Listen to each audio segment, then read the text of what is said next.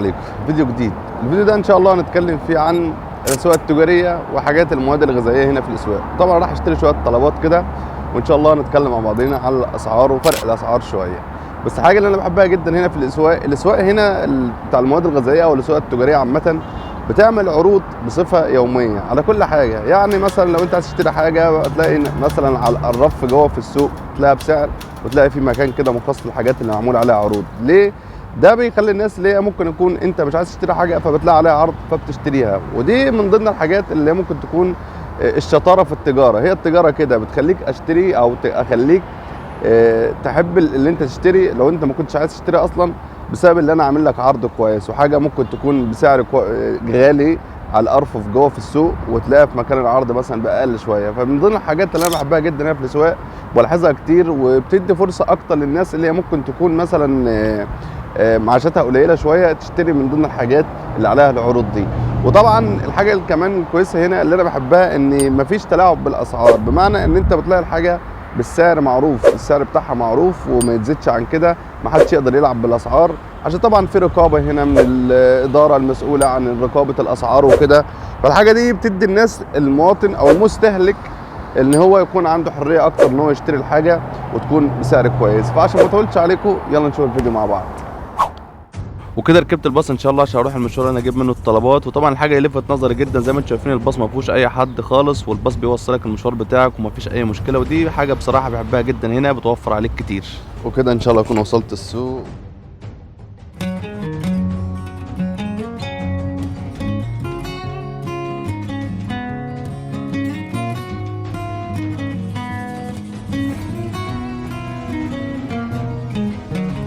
وطبعا بطبيعه الحال البيض طبعا طول الوقت سعره بيتغير كتير، بس البيض هنا حاليا بدينار وربع.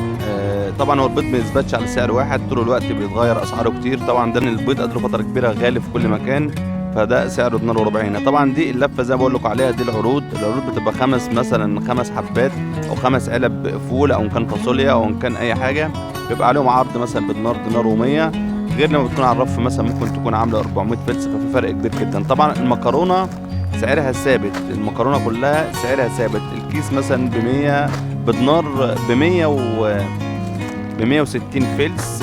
المكرونه زي الشعريه زي لسان عصفور كلها اسعار واحده. وطبعا هنا الحاجات دي كلها جنب بعضها على الرف، طبعا دي مالهاش عروض خالص لان الحاجات دي سعرها ثابت ما بيتغيرش كتير. طبعا التونه هنا بتكون برضو من اللي عليها عروض، دي بقى عليها بدينار و400، فلو تروح تشتريها من على الرف مثلا ممكن تلاقي الواحده بس بنص دينار، ففي فرق كبير جدا بتفرق مع اي حد بيشتري. طبعا دي عليها عروض، الخمسه مع بعضهم بدينار و400.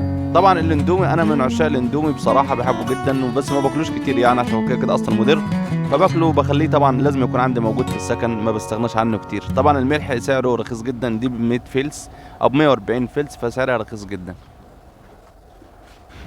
طبعا كأي مغترب بالنسبة للمغتربين طبعا بتكون الأغلبية بتكون عزاب، وطبعا بتختلف جدا لما بتكون أعزب في سكن لوحدك وبتاكل الحاجة اللي أنت عايزها، وغير طبعا لما تكون ساكن مع ناس، فطبعا بيكون في الأولويات في الأكلات المطلوبة إن هي تيجي أكتر يعني على التانية، ما بيكونش ليك الأحقية اللي أنت تجيب أي أكل وخلاص أو أي طلبات وخلاص. بس طبعا لو هتجيب حاجة بتجيبها على حسابك أنت من غير ما تحسبها على حساب السكن. وطبعا الناس المغتربين او اللي ساكنين في سكن عزاب عارفين الكلام ده كويس جدا.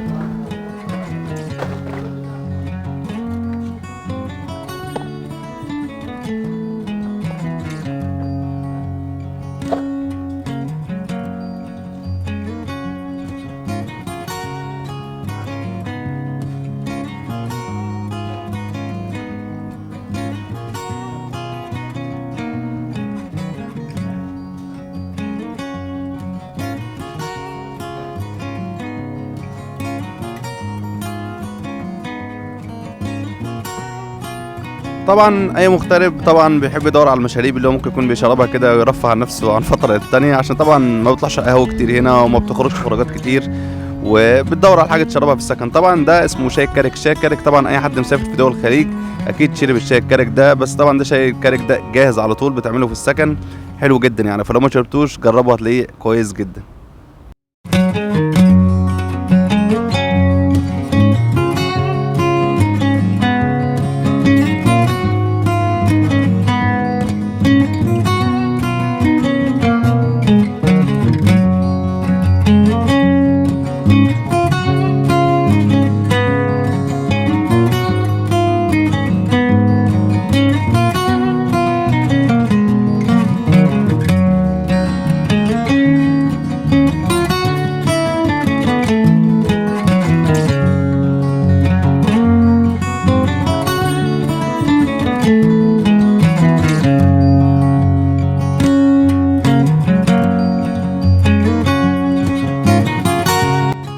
وطبعا انا بحاول على قد ما اقدر ان انا اخليكم الفيديو يكون على قد ما اقدر، يعني اللي انا اخليه فتره قليله جدا. فاتمنى يكون الفيديو عجبكم. طبعا دي البط ده موجود هنا، بط مصر على فكره، جاي من مصر وجاهز ونضيف وتمام جدا.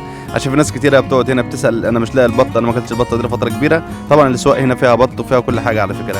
فاتمنى يكون الفيديو عجبكم، ولو انت وصلت لحد دلوقتي كده فدوس اشتراك في القناه، ولو بتشوفنا على الفيسبوك اعمل لي فولو، ولو شفتنا قبل كده اعمل لي دوس لايك واكتب لي كومنت كويس كده يعجبني جدا. ونشوفوا لو اي مكان تاني حابين تشوفوه اتمنى تكتبوا لي في التعليقات، وان شاء الله تشوفوه فتره قريبه جدا.